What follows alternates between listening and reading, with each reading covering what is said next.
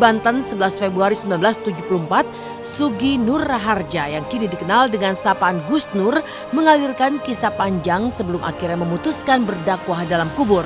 Sempat hijrah ke Bantul, daerah asal ibunya saat usianya 2 tahun, Gus Nur kemudian pindah ke Bangil, Pasuruan dan menjadi pengasuh pondok pesantren di Probolinggo.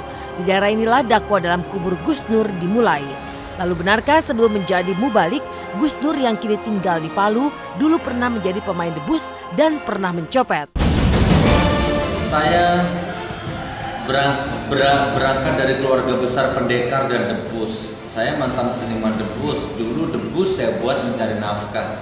Dari tahun 2002 saya pakai hijrah untuk berdakwah. Mantan copet tidak.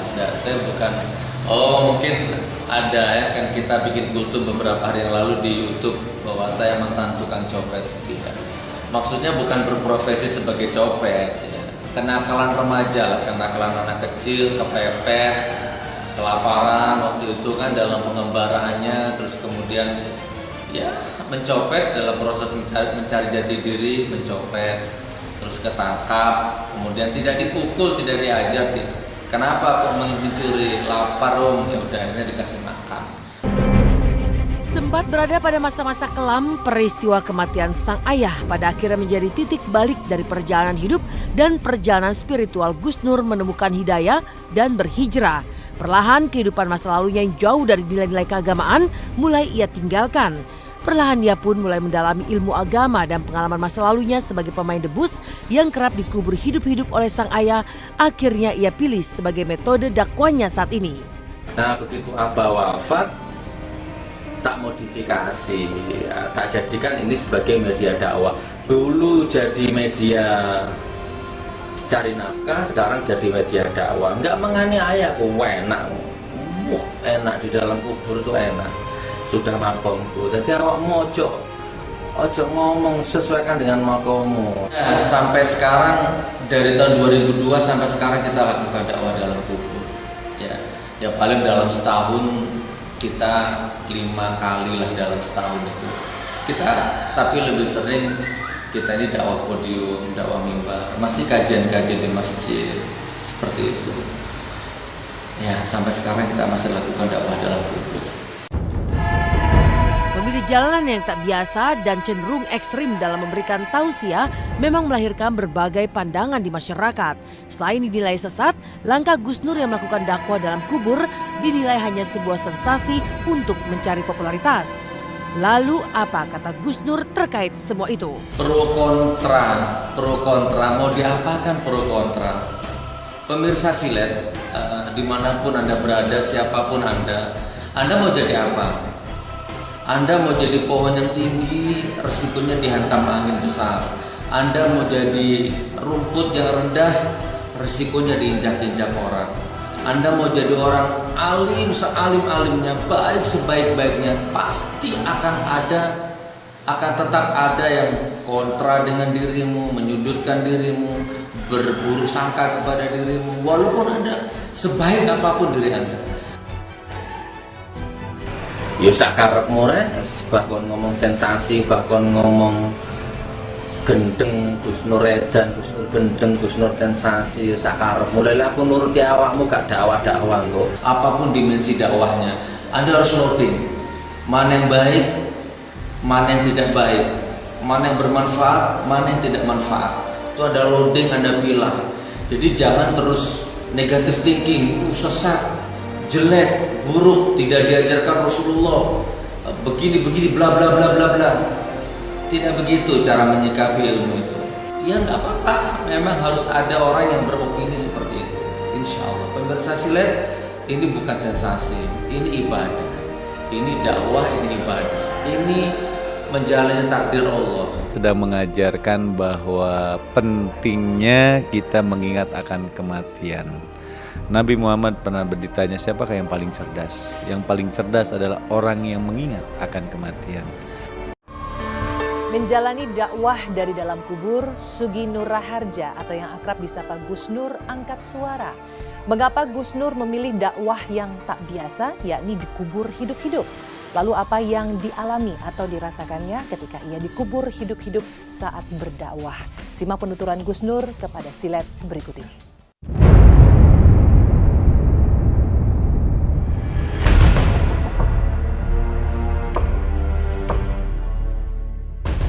Inilah fenomena dakwah dalam kubur yang dilakoni Gus Nur atau Sugi Nur Raharja sejak beberapa tahun silam. Setelah dikafani lalu digotong dengan keranda, tubuh Gus Nur kemudian dikubur hidup-hidup. Suasana mencekam dan terkesan horor itu pun mewarnai proses dakwah Gus Nur yang tak lazim itu. Selama kurang lebih 1 jam, Gus Nur memberikan tausiah kepada jemaah yang hadir berdiri atau duduk mengelilingi tempat Gus Nur dikubur. Lalu apa yang sebenarnya dirasakan Gus Nur ketika ia dikubur hidup-hidup? Assalamualaikum warahmatullahi wabarakatuh, pemirsa Silet dimanapun berada. Yang saya rasakan dari dalam kubur, Masya Allah, tentu panas, pengap, gelap, berat, sesak, kram, dan lain-lain. Ya, jadi kan itu memang tidak ada ventilasi satu lubang jarum pun. Jadi betul-betul total dikubur hidup-hidup. Mulai panas, gelisah, resah, apa mana ya, sudah campur aduk sudah. Mic yang dipakai Adran tadi ditinggal di situ, terus diuruk tanah, bruk suara tanah yang membentur kayu sirap itu. Ya sudah, disitulah saya sampai pada satu titik, ya sudah, bismillah, sudah tidak punya pilihan lain. Ngeri, takut, mencekam, jadi gelap gitu kan, sumuk, macam-macam campur aduk. Meski merasakan tubuhnya kram dan sesak saat dikubur hidup-hidup, Gus Nur nyatanya tak kapok. Ia bahkan terus melakoni dakwah dalam kubur hingga saat ini. Lantas apa yang membuat Gus Nur akhirnya memilih gaya berdakwah yang tak lazim? Benarkah semua itu untuk menarik perhatian para jemaah agar datang dan mendengarkan tausiahnya? Dakwah kubur ini saya lakukan dari tahun 2002 sampai sekarang. Ya, tapi itulah hukum alam. Orang pasti akan menganggap ini sensasi. Wallahu alam, saya terima. Tapi ini bukan sensasi, ini mengeksplor jiwa. Kan setiap manusia diciptakan sama Allah itu lengkap dengan jiwa khalifahnya. Ya nggak apa-apa, memang harus ada orang yang beropini seperti itu, insya Allah. Dakwah itu mengajak orang kepada jalan kebaikan, mencegah orang kepada jalan kemungkaran. Dan banyak cara seseorang untuk bisa melakukan dakwah. Mungkin yang dilakukan oleh saudara kita Gus Nur ini dengan cara seperti itu. Walaupun itu tidak dilakukan oleh Rasulullah SAW, selama itu tidak mengandung kemusyrikan, karena memang dia dikasih kelebihan oleh Allah, bisa berdakwah dengan dikubur seperti itu dah yang diberikan kelebihannya.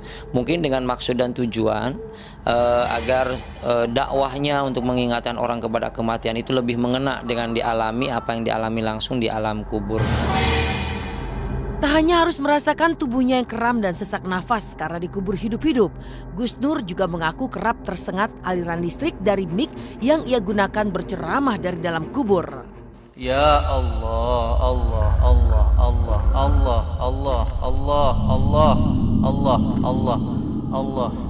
Jadi izinkan saya, calon mayat ini, malam ini gak akan bahas apa-apa. Malam ini gak akan gurui Anda semuanya. Malam ini gak akan ngomong hadis, gak akan ngomong-ngomong ayat. Tapi malam ini, ayo kabeh tak ajak bareng muhasabah, ngitung umur. Saya jelaskan kronologinya secara singkat insya Allah ya. Jadi begini, saya dikafani 3 lapis kain kafan, diikat seperti mayat begitu, kemudian dinaikkan ke keranda. Dinaikkan keranda dari podium, kemudian diusung menuju liang lahat yang sudah disiapkan, bisa 5 meter, bisa 10 meter. Diusung, la ilaha illallah, la ilaha illallah, la ilaha illallah Muhammadur Rasulullah gitu. Itu saya sadar di atas keranda, saya sadar. Ya, shock terapi. Terus kemudian la ilaha illallah dibawa ke liang lahat, kemudian dimasukkan ke liang lahat, dihadapkan ke kiblat, dimiringkan ke kiblat, baru diadani Allahu Akbar, Allahu Akbar. Nah, baru ditutup dengan kayu-kayu sirap sebagaimana orang meninggal. Setelah itu baru diuruk tanah total, baru ditancapin batu nisan, maka dimulailah ceramahnya. Ya, kalau kesetrum bibir sih sering kan, kadang-kadang ada mic itu kalau nyentuh bibir yang basah kan memang kesetrum. Ya sering kalau bibir ini kesetrum. Kan memang mic itu kan dekat, jadi kita raba, terus terlalu nempel kesetrum. Itu biasa seperti itu. Ya ini kan metode dakwah ya. Cara orang berdakwah kan mungkin dengan cara itu menurut beliau cara menyampaikan yang paling tepat dan paling bisa mengena ke hati orang yang mendengarkan gitu. Lantas siapa sebenarnya sosok Gus Nur Mubalik yang mengusung dakwah dalam kubur itu? Benarkah Gus Nur dulunya adalah pemain debus dan pernah mencopet? Apa kata Gus Nur ketika melihat langkahnya dakwah dalam kubur dianggap sesat hingga dinilai mencari popularitas?